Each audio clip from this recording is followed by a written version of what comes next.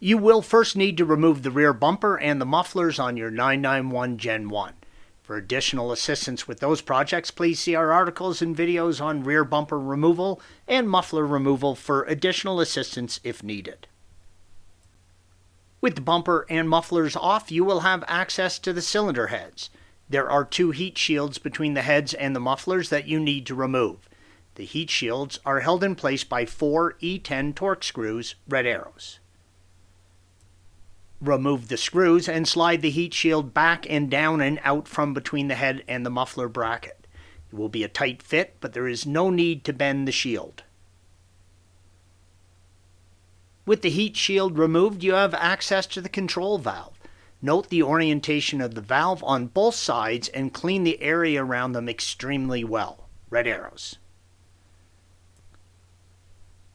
With the area clean, squeeze in on the release clip and separate the wiring connection, yellow arrow.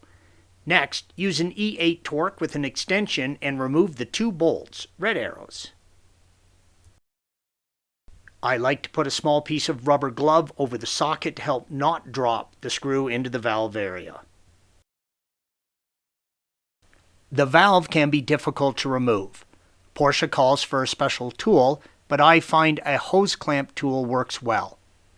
If you are leaving the opening unattended, make sure to plug it with a clean, lint-free rag or tape over it. Installation is the reverse of removal. The valve can be fitted to either side but must be orientated correctly. If you are reinstalling the valve, always replace the O-ring.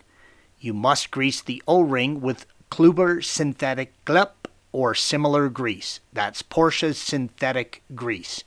Torque the 2 E8 bolts to 8 Newton meters or 6 foot-pounds. Thanks for watching. Be sure to subscribe to our channel and check out another video in this series.